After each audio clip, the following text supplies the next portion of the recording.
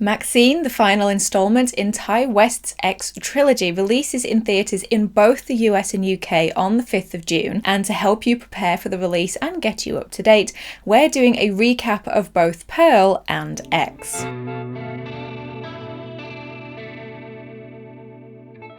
Hi guys, I hope you're doing really well. My name is Sarah and welcome to What the Horror, the channel where we talk about horror movies old and new. Maxxxine is written and directed by Ty West and acts as the final installment in his recent X trilogy. It will act as a sequel to both Pearl, set in 1918, and X, set in 1979, but most specifically X, as it continues the story of the titular character, Maxxxine. So, seeing as how it will be a continuation of the story and may possibly refer back to events in those previous two films, I thought it would be useful to do a recap of events so far. Today we will be recapping Pearl, and then in 2 weeks we will be recapping X. But don't worry, both will be out with plenty of time for you to recap before Maxxxine. It goes without saying, but I'm going to say it anyway, this episode will contain spoilers for the film, so bear that in mind. The film opens on a sunny day in 1918 in Texas.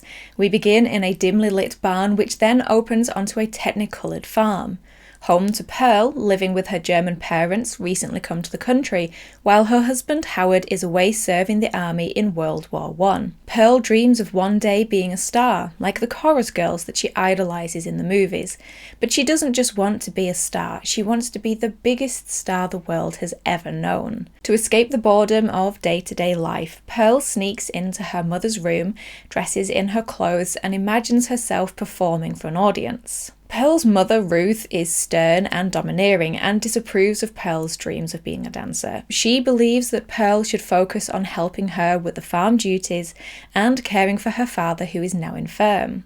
Pearl struggles with this life and with the loneliness as the family tries to remain isolated at the farm during the Spanish influenza outbreak. In retaliation for the demands put on her, we see Pearl begin to display signs of psychopathic behaviour, including showing affection to the farm animals before turning around and killing one for no reason, and then feeding them to Theda, the crocodile in the farm's lake, because no farm is complete without that on-site crocodile, and even on occasion physically abusing her own father. There's very little room for Pearl to indulge in her dreams, with the war and influenza looming, and with her mother forcing her to fill her time with chores and caring for her father, telling her that she needs to be more responsible. But the next day, Pearl has to venture into town to buy more morphine for her father, and while she's there, she decides to use the remaining money to sneak into the movie theatre to watch the chorus girls in the film Palace Follies. Afterwards, Pearl bumps into and meets the theatre's projectionist in the alley behind the building,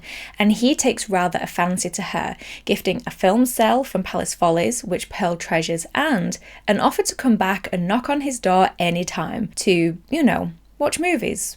Or whatever. On her bike ride home, Pearl loses the film cell as it blows off to the side of the road.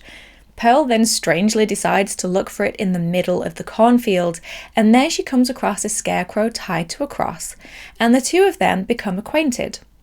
Real acquainted. That night, despite being berated by her mother yet again, who accuses Pearl of running around in foolish daydreams, Pearl prays for her success, for all of her dreams to come true, and for her to be the biggest star the world has ever seen. Pearl's prayers may be answered when, the next day, while doing her farm chores, her beautiful and rich sister-in-law Mitzi arrives with her mother, bringing gifts of food and news of auditions taking place in their local church for new dancers for a travelling dance troupe. And the two sisters excitedly agree to go to the auditions together. Later on, Pearl sneaks out and pays a visit to the projectionist, who encourages her to follow her dreams after hearing about the dance auditions. Pearl says that she couldn't just abandon her parents, she'd feel guilty, and that it would be so much easier if they just died instead. The next day, with a plan in mind, Pearl takes her father down to the lake, intending to feed him alive to Theda, but before anything can happen, her mother stops her. That night, Pearl comes to blows with her mother again over dinner, when Ruth tells Pearl that she believes she is unwell, that she sees what Pearl does when she thinks she's alone, and she won't allow her to leave the farm anymore for fear of her hurting someone. As the argument continues, Ruth ends up injured after her dress catches on fire, and Pearl throws her down into the basement and locks her in. Abandoning her father alone in the kitchen, Pearl runs out of the house and rides into town to see the projectionist, and the two of them end up having sex. The next morning, the projectionist drives Pearl home to the farm so she can prepare for her audition.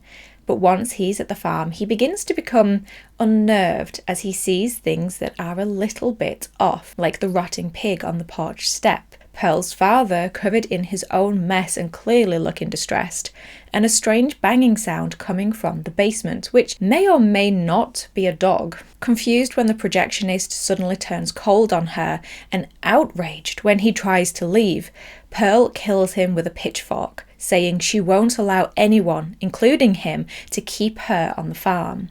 She then cleans up her father before killing him as well. She pushes the projectionist and his car into the lake and gets ready to head into town for her audition.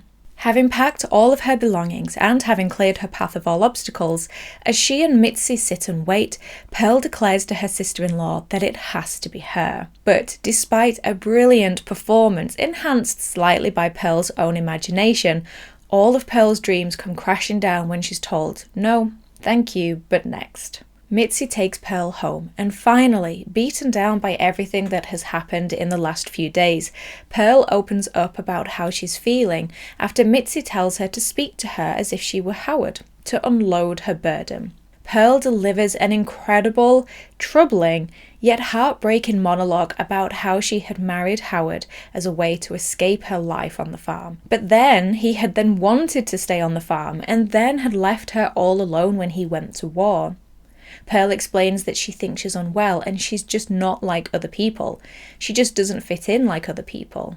She even says that she was happy when they had lost their baby and has had murderous thoughts that she has now acted on. At the end of her monologue, Pearl resigns herself to take her mother's advice and to make a fresh start and a life for her and Howard at the farm. But the only problem is she's just confessed to killing her mother, father, and the projectionist to Mitzi. And terrified by what she just heard, Mitzi tries to get away but is pursued by and killed by Pearl with an axe. In an effort to put things right and clean up her mess, Pearl chops Mitzi's body up and feeds it to Theda the crocodile.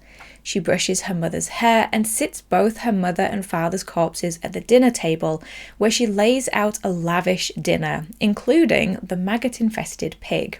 An indeterminate amount of time later, Howard finally returns home, only to find the decomposing bodies of his in-laws sat at the table, surrounded by rotting and mouldy food.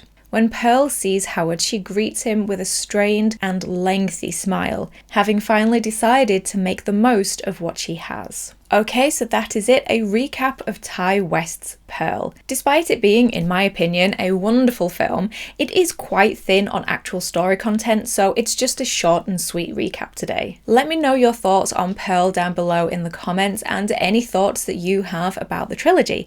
Are you a fan of it? Are you excited for the release of Maxxxine? I know I am. This is one of my most anticipated horror films of 2024. If you are new here and found me through this episode and you liked this episode, then please do give it a thumbs up and click that subscribe button to join the What the Horror family. Like I said in the opening, I will also be doing an X recap in 2 weeks, and I'm also doing a Quiet Place recap in preparation for the release of the prequel, A Quiet Place Day 1. That will be coming out next week. So it is a recap heavy month, but I will also be doing movie reviews of both Maxxxine and A Quiet Place Day 1 on their release, so keep an eye out for those. And if you would like to join this list of names here and get access to extra content every week on top of what you get here on the channel, then there will be a link to my Patreon page in the description box below. And if you haven't checked it out yet, be sure to listen to the Shining commentary track I did with Cece's World, which is again over on my Patreon. But in the meantime, thank you as always for stopping by. I really do appreciate it. Take care of yourselves, and I will talk to you in the next episode. Bye!